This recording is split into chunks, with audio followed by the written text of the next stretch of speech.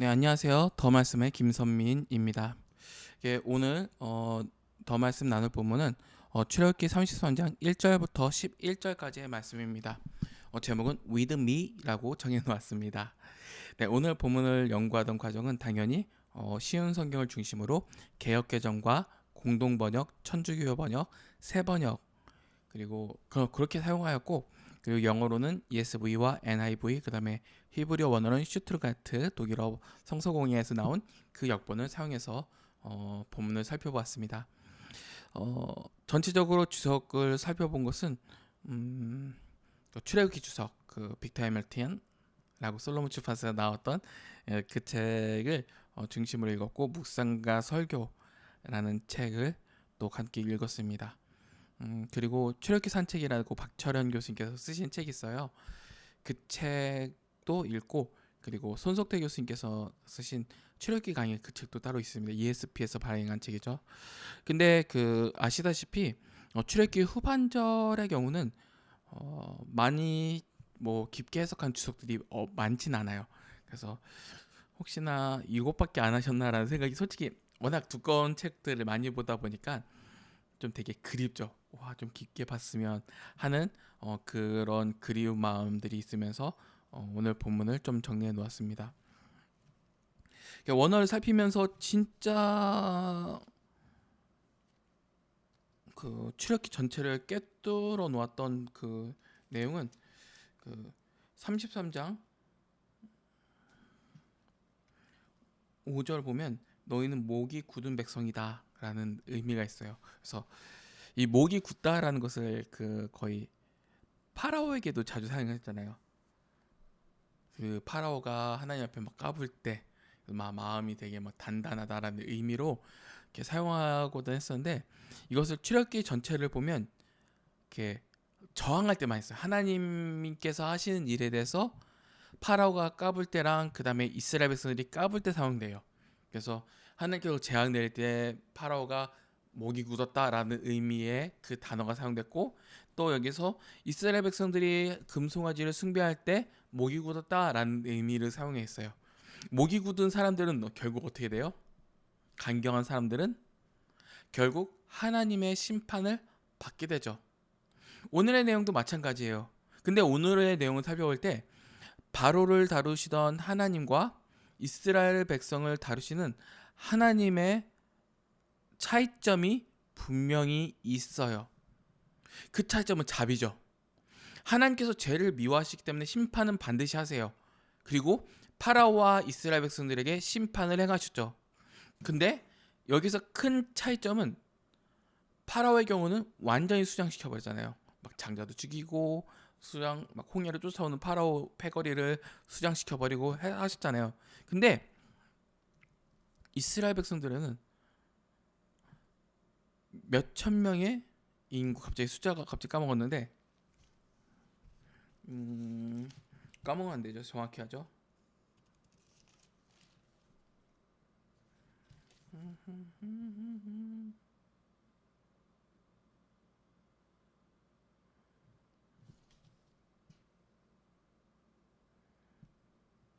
100성 중 3천 명 가량이 죽임을 당했죠. 참고 저는 까먹을 만한 상황은 아니에요. 맨날 읽거든요. 정리해서 맨날 녹음 파일로 보내주기 때문에. 아무튼 네, 그 차이가 있습니다. 심판은 반드시 하시되 이스라엘 백성들에게는 그나마 자비를 베푸시고 파라오에게는 자비를 끊어내셨다라는 그 차이가 분명히 존재합니다. 그런데 여기서도 큰 차이 있죠. 자비를 베풀어 준 백성과 파라오의 큰 차이.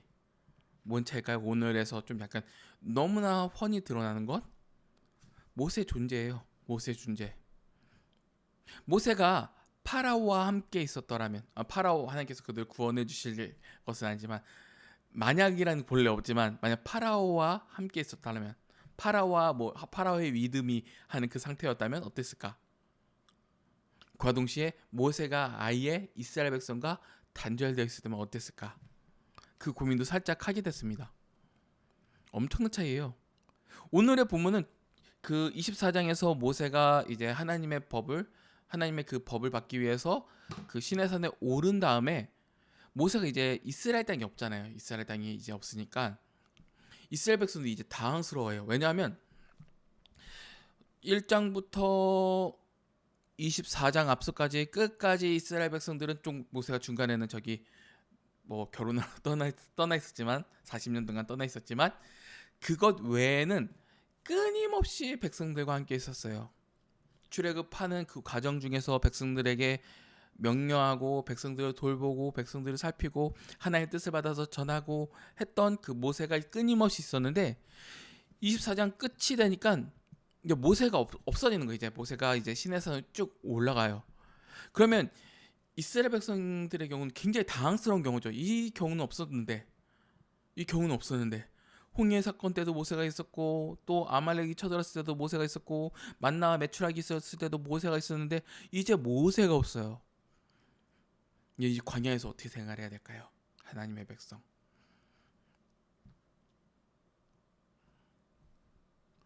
반응을 보이죠. 그 많은 질문에 빠져들고 이제 우상 숭배에 빠져들게 됩니다. 여기서는 모세를 대리해서 아론이라는 인물이 충분히 그 이스라엘을 붙잡아 줄 수 있음에도 불구하고 아론이 알고 대하는 하나님과 모세가 알고 대하는 하나님 그 관계성의 차이가 너무 컸어요. 아론과 모세는 하나님을 섬기라고 주어진 자들이에요. 모세를 대신해서 말을 전하고 이제 대제사장이 되어 나가겠죠. 근데 아론은 이스라엘 백성들이 자신을 인도해 낸 신을 원하니까 그들에게 제물을 바치라고 하고 금송아지를 거하게 만들죠. 그리고 같이 놓아서 신나게 놀아대요. 그리고 모세는 어때요? 이제 떠나 있죠. 떠나 있어요. 그리고 우상 숭배하고 있는 그 자리에서 하나님께서는 모세에게 백성을 찾아가도록 말씀하시고 인도해 내십니다. 근데 여기서 되게 독특한 게 모세에 대한 되게 엄청난 그 존경함이죠. 모세에 대한 존경. 왜냐하면 이스라엘 백성들이 그 우상 숭배를 하자마자 하나님께서는 이스라엘 백성들을 칠 수 있으셨어요. 쳐 죽일 수 있으시죠. 심판이 곧장 가능했어요. 근데 하나님께서는 모세에게 말씀해 주시고 모세가 그 가운데 내려올 때까지 기다려 주셨어요. 그리고 모세에게 그 백성들의 처절한 실패를 보도록 허용하셨죠. 되게 이것은 이스라엘 백성들보다는 약간 모세에게 더 집중된 상황 같아요. 모세에게 집중해서 모세가 그 실패한 백성들을 보게 만드셨다. 그리고 그 본 것으로 신명기를 작성하게 하셨다라는 생각이 들어요. 어떤 결과요? 어차피 쟤들은 실패자들이야. 하나님의 말씀을 대리전하던 모세가 없으니까 어때요? 하나님의 말씀이 없는 상태잖아요. 그 하나님의 말씀이 없는 그 하나님의 이름을 가진 공동체는 어때요? 실패해요. 결국 실패해요. 그게 또 후에 나와요. 민수기를 나와요. 어떤 사건이죠? 우리는 저들에게 아무것도 안 됩니다 라고 하면서 막 거기 가나안 땅을 순찰했던 인물들이 쪽쪽 와가지고 막 탄식을 내뱉죠. 하나님 원망하죠. 막 신앙도 없는 그 모습을 보여주죠. 이때도 또 하나님께서 때리시죠. 그때는 모세가 있었어요.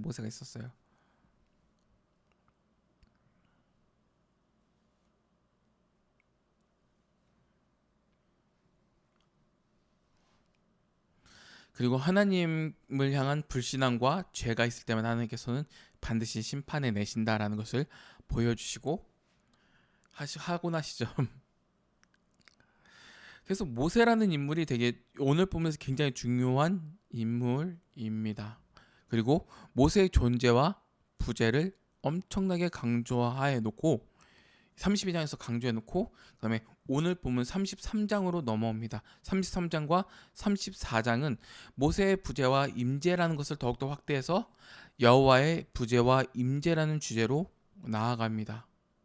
즉 하나님께서 그 이스라엘 백성들이 죄를 지었을 때 모세에게 보도록 하신 것은 즉 정확하게는 모세의 임재와 부재라는 것보다는 하나님의 임재와 부재가 어떠한 차이를 보여주는지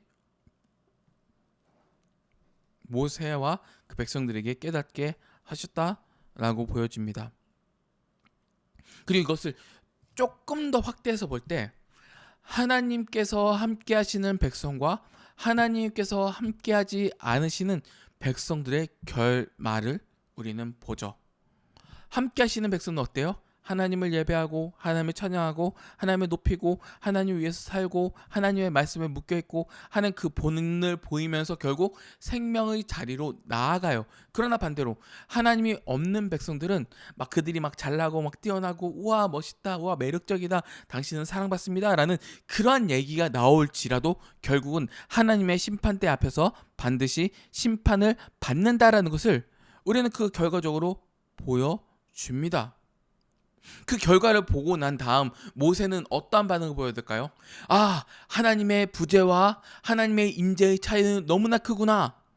결과적으로 내가 가나안 땅에 들어가는 것보다 더 중요한 것은 하나님께서 우리와 함께 하신다라는 것이 매우 중요하구나라는 것을 모세는 하나님께서 보여주시는 그 광경을 통해서 너무나 처절하게 깨닫도록 하십니다.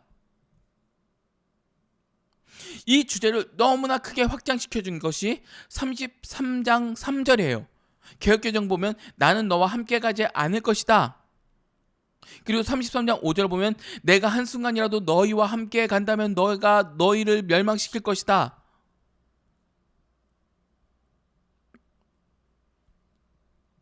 그에 반해서 모세의 반응은 어때요? 33장 12절에 주께서 내게 이 백성을 인도하여 올라가라 하시면서 나와 함께 보낼 자를 내게 지시하지 아니하셨나이까? 여호와 또 내가 친히 가리라 14절 또 16절 주께서 우리와 함께 행하시지 않는다면 나와 주의 백성이 주의 목전에서 은총 입은 주를 무엇으로 알릴까? 34장 9절 주여 내가 주께 은총을 입었거든 원하건대 주는 우리와 동행하옵소서. 그거죠. 나 너 영원히 함께하지 않을 거야. 근데 내가 너희 그 조상들에게 약속했잖아. 그 뭐 저희 땅 주겠다고. 그래 내가 그것까지 하게 해줄게. 오늘 보면 그거예요. 그것까지 하게 해줄게. 근데 난 너희와 함께하지 않을 거야. 천사 보내서 그냥 뭐 거기 가서 잘 먹고 잘 살아. 모세는 엄청 붙들죠. 왜냐면 하나님의 임재와 부재의 차이가 그 백성들의 생명을 좌우하기 때문입니다.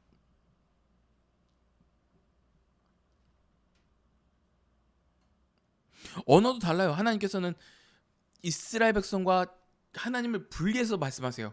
내가 너 막 이렇게 분리해 나와서 나와요. 근데 모세는 끊임없이 함께하는 언어로 만들죠.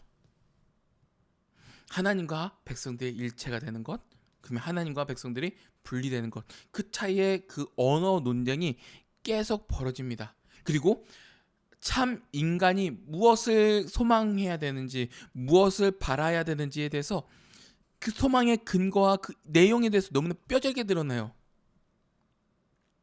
하나님 없는 인간은 저렇게 심판받을 자로 살지만 하나님 있는 인간은 하나님의 영원한 보호하심 아래에 있다. 그리고 그것이 우리에게 생명이다.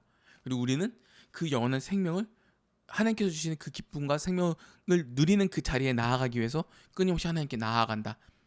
그것이 왜냐하면 참된 복이기 때문이다. 하는 거예요. 32장에서는 계속 막 이스라엘에 대한 모세와 여호와 간의 긴장, 뭐 나는 그들을 진멸시키리라, 그들을 멸하지 마옵소서. 그리고 33장부터 34장은 나는 같이 아니하리라, 같이 가셔야 합니다 라는 그 얘기가 나오죠. 그리고 모세의 고집이 이깁니다. 아니요, 이것은 하나님께서 일부러 그렇게 간구하도록 요구하셨죠. 왜냐하면 모세에게 전하지 않고 그냥 뭐 모세가 거기서 받고 있을 때 아예 내 기분 나빠하면서 막 이스라엘 충분히 심판하고 멸망시킬 수 있으신 분이 하나님이셨어요. 근데 모세에게 보게 하시잖아요. 너 나한테 이렇게 간구해야 돼 라고 하면서요. 자비를 베풀려고 하시는 거예요. 자비를 베풀려는 것. 아무리 너희들이 그렇게 악한 일을 하고 악한 뜻을 우리에게 비춰주었을지라도 결국은 내 앞에 나오면 하나님께서는 용서해 주세요. 때리시지만 동시에 용서해 주세요. 이것이 애굽 백성과 이스라엘 백성들의 엄청난 차이예요. 또 모세의 임재와 부재의 엄청난 차이예요. 국률합니다. 못난 놈이라도 잘 돼가라고 막 힘을 쏟아내는 거예요. 그리고 이게 지도자죠. 이전에 그 우상 숭배할 때 아론의 경우는 막 너 왜 그 나쁜 짓 했어? 그러니까 막 이타저타 다 해요. 막 백성들이 원해서 막 이런저런 다 해요. 근데 모세는 책임 다지잖아요. 자기가 책임져요. 하나님 앞에 바로 보여야 되지. 이 백성들 어떻게 먹여 살려야 되지.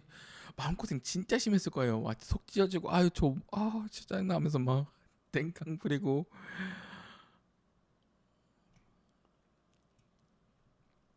하는 거예요.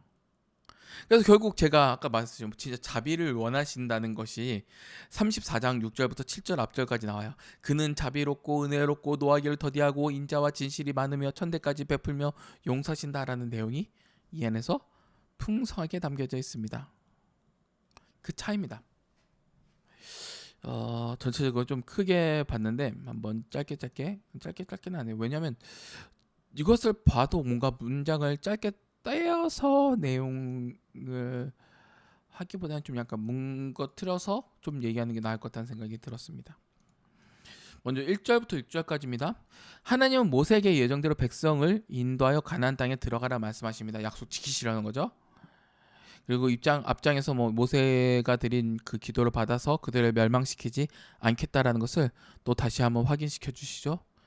그리고 여기서 중요한 것은 하나님이 이들을 용서하기로 결정하신 것이 결코 이들을 용서받을 정도로 이쁜 고색이 있어서가 아니라 당연히 약속 때문이죠. 약속 때문에 1장에 출애굽 사건이 벌어지는 것입니다. 그들이 핍박받았기 때문에 하나님께서 긍휼히 여겼던 것도 있겠지만 그보다 앞서서 출애굽기 앞서 있는 창세기는 뭐예요? 약속 때문이라고 얘기를 하죠.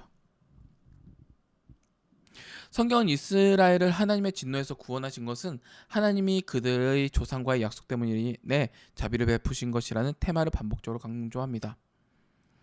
그것은 신약으로 넘어와서 예수님으로 드러나죠. 예수님의 은혜로, 예수님의 중보적 사역으로 우리는 구원을 받게 됩니다. 그리고 그것을 보고 우리는 하나님 나라 들어가는 거죠. 우리 공로가 아니라 공로면 우리 죽어요. 하나님은 모세가 이스라엘을 가나안 땅으로 이끌고 가는 것을 허락하시면서 사자를 앞서 보내어 모든 것을 예비하고 돕겠다라고 하십니다. 뿐만 아니라 정복에도 가나안 땅 정복에도 적극적으로 참여하셔서 그들을 위하여 직접 싸우고 그 땅을 이스라엘에게 주겠다고 하십니다.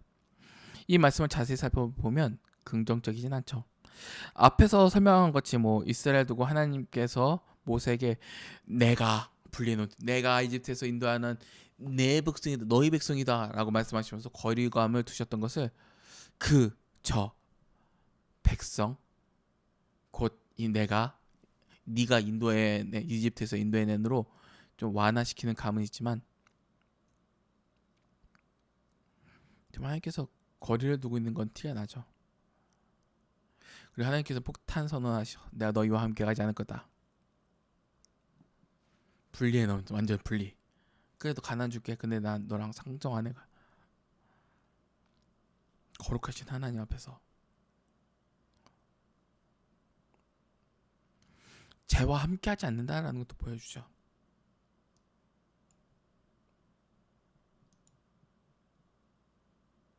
되게 모순이에요, 모순.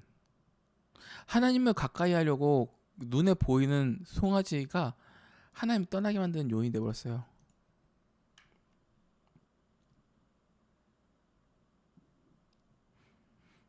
그리고 이 상태 꼬라지를 알게 된 이스라엘 백성들은 장신기로 떼는 반응을 보이게 되죠. 이스라엘은 순종의 자리로 나아갑니다. 이스라엘 백성들도 자비의 하나님인 건 알고 있었을 거예요. 어느 정도 느꼈을 거예요. 자신을 어떻게 대해야 하는지. 그러니까 더욱더 처절하게 자신을 내어 놓는 장면을 보이게 되죠. 이러한 모습으로 40년 광야 생활을 또 하게 됩니다. 이 상태로. 7절부터 11절이에요. 모세가 하나님 찾아가요. 그리고 모세가 하나님의 장막을 찾은 것은 그가 평소에 버릇처럼 하던 일도 묘사합니다. 평소에 하나님과 많은 교제를 나누었다는 거죠. 그 의인 하나로 인해서 이스라엘이 사는 겁니다. 그리고 이것은 이스라엘 진영 밖에 설치됐습니다. 하나님과 거리가 떨어져 있는 거죠. 예, 이걸 칼빈 주석도 봤는데 하나님이 너무나 분노하셔서 좀 센 언어가 나올 뻔했는데 분노하셔서 이렇게 떨어져 놓았다라고 해석을 하더라고요. 하나님의 뜻이나 말씀을 구하는 자들은 이 회막에서 자문을 구합니다. 그리고 모세가 회막에 들어가자 하나님의 임재를 상징하는 구름 기둥이 장막에 임했습니다. 얼마나 지나면요. 생각해보니까 지금도 그런 게 이루어진다면 어떨까 생각이 들어요. 제가 막 기도하는데 와 김선민 목사님 기도하시는데 어떤 장막 뭐 구름이 막 떠올라요 막 하면서 막 불기둥이 막 쑥쑥쑥 나오고 막 그러면 요즘 세상은 하나님보다는 그 한 인간이 강조되겠죠. 중보자나 예수 그리스도 외에 없는데 참 하나님께서는 인간을 높이게 하시겠습니까? 하시겠습니다. 그런 분이 아니시죠. 마땅히 받아야 할 영광을 받으시는 하나님이십니다. 그리고 모세가 회막에서 하나님과 대화하는 모습은 친한 친구끼리 얼굴을 맞대고 속삭이는 것 같다. 친밀함이죠. 제목 친밀함이라고 지었을까라는 생각이 들기도 해요. 친밀함보다는